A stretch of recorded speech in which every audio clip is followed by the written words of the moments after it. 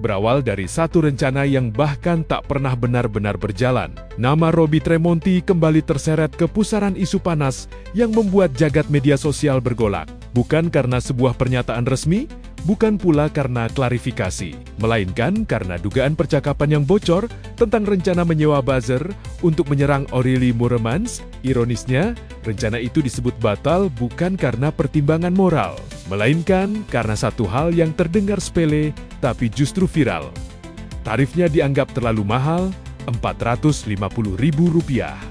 Isu ini menyebar cepat dan memantik rasa penasaran publik. Setiap hari, seolah selalu ada saja temuan baru yang menyeret nama Robby ke ruang diskusi netizen. Kali ini, sorotan tertuju pada dugaan upaya mengatur opini publik lewat jasa buzzer. Di tengah citra dirinya yang disebut mulai terganggu oleh rentetan cerita panas sebelumnya, kabar ini mencuat setelah beredar tangkapan layar percakapan di Instagram direct message yang diduga melibatkan Robby dengan seseorang yang menawarkan jasa buzzer. Dalam percakapan itu, mereka membahas strategi konten, postingan lintas platform, hingga tarif untuk menaikkan narasi tertentu. Sosok penyedia jasa tersebut menggunakan akun Threads dan mengaku membocorkan percakapan itu langsung kepada Aurélie Moeremans. Dalam unggahannya, akun tersebut menulis bahwa Robby disebut ingin menggunakan jasanya untuk menyerang Aurélie, namun tidak memiliki dana dan menawarkan sistem tukar exposure. Ia bahkan memperingatkan Aurélie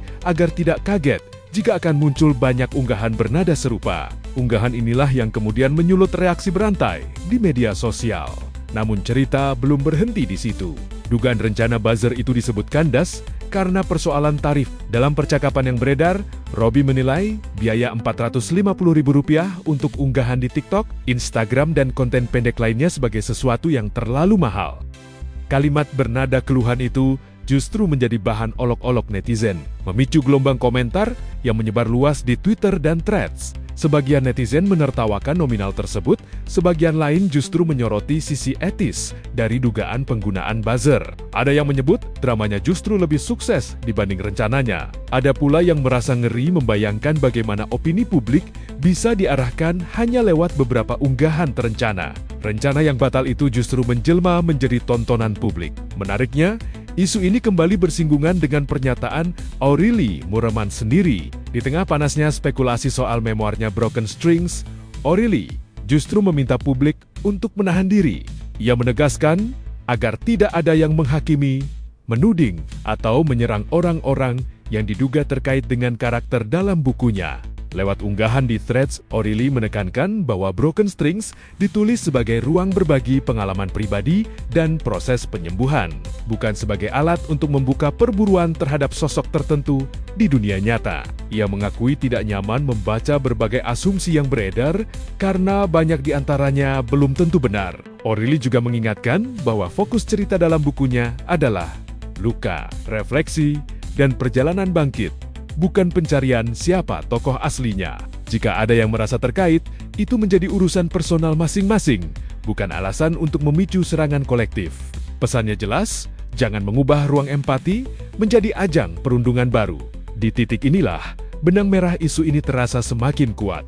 Dugaan rencana buzzer untuk menyerang Aurélie justru bertolak belakang dengan pesan yang ia sampaikan ke publik, agar tidak menghakimi dan tidak saling menyerang. Dua narasi yang berseberangan ini membuat publik semakin ramai berspekulasi, terlebih karena hingga kini Robby Tremonti belum memberikan klarifikasi resmi. Fenomena ini kembali menegaskan betapa cepatnya rumor dan dugaan berkembang di era media sosial. Bahkan, rencana yang tak pernah terrealisasi pun bisa menjelma menjadi isu besar, memantik tawa, kritik, sekaligus pertanyaan etis.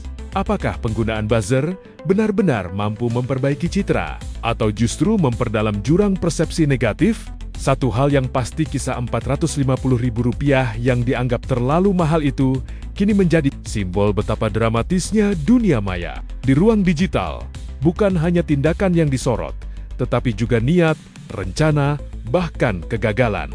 Dan ketika empati bertemu spekulasi, publik pun kembali diingatkan. Di balik viralnya sebuah isu, selalu ada manusia dengan luka, citra, dan konsekuensi nyata yang ikut dipertaruhkan.